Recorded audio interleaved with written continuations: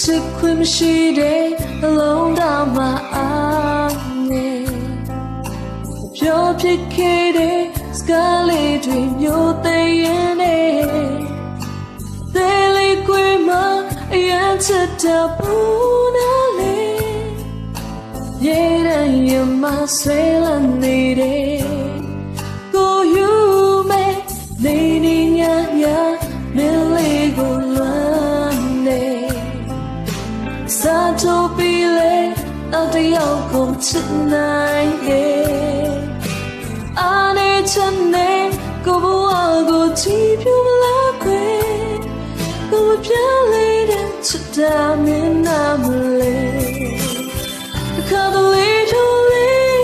ဝေးဆုံးလို့ထုတ်ပြေးသွားချင်ပြီးပဲလေကိုရဲ့စိတ်တွေရေနဲ့မစီမပဲ